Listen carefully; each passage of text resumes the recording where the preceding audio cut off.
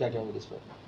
जी कल एक good work हुआ है जो सारनाथ थाने की पुलिस और साइबर एसीपी साइबर विदुष हैं और उनकी पूरी टीम द्वारा प्रतिबिंब पोर्टल के डेटा से हमें टिप मिली थी कि सारनाथ और पांडेपुर के बॉर्डर में पहाड़िया चौराहे के पास एक जगह है जहाँ पर एक कॉल सेंटर नुमा जगह का संचालन किया जाता है, जहाँ पर बाहर के लड़के लड़कियों को बंदी बनाकर रखा जाता है और उनसे टेली कॉलिंग कराई जाती है। और इनका मोडस ऑपरेंडाई इस प्रकार है, मैं आपको ब्रीफ कर देती हूँ।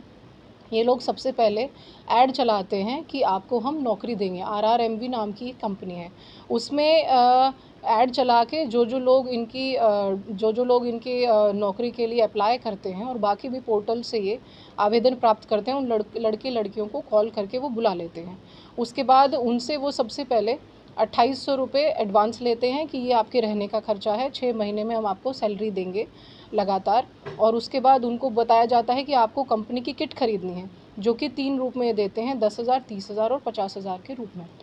वो सारा पैसा इन लड़के लड़कियों से ले लिया जाता है और कंपनी के मालिक के अकाउंट में ट्रांसफ़र करा लिया जाता है, जो इनकी सीड मनी के रूप में काम करता है।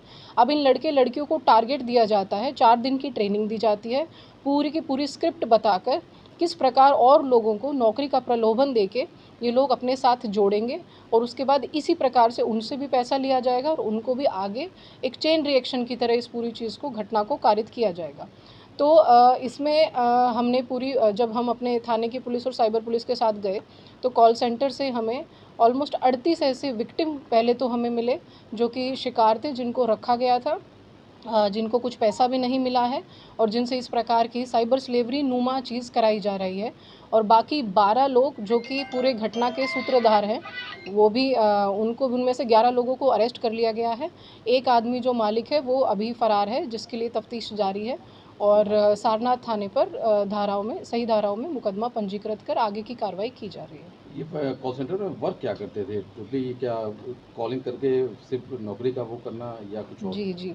तो कॉल सेंटर में ये जैसे चेन रिएक्शन की तरह पहले जो थर्ड पार्टी का डेटा यूज़ करके, मतलब जो बच्चे जहाँ आवेदन कर रहे हैं वो सारा डेटा लेके उनको कॉल करना, उनको बुलाना, उनसे पैसे लेना और फिर उनको यही टारगेट देना कि आपको भी आपकी तरह और लोगों को जोड़ना है और जितना आप उनसे पैसा लेंगे उसमें कुछ परसेंटेज कंपनसेशन के रूप में आपको पे किया जाएगा।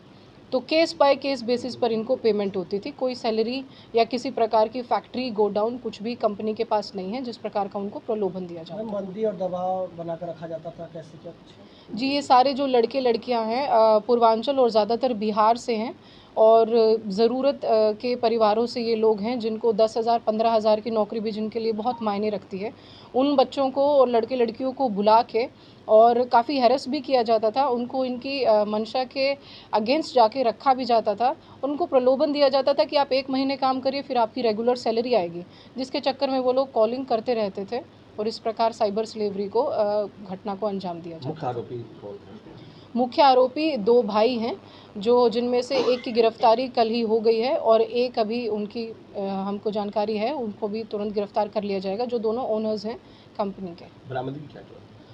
बरामदगी में लैपटॉप है हमारे पास, फ़ोन्स हैं, सारा का सारा डेटा, फ़र्ज़ी कॉल जो लेटर ये लोग देते थे, जो फ़र्ज़ी दस्तावेज थे सारे वो, और कंपनी के अकाउंट्स जिसमें सारा पैसा जाता था, सभी की फ़र्ज़ी भी उनको फ्रीज़ भी किया गया है। क्या पुरस्कार मिलेगा?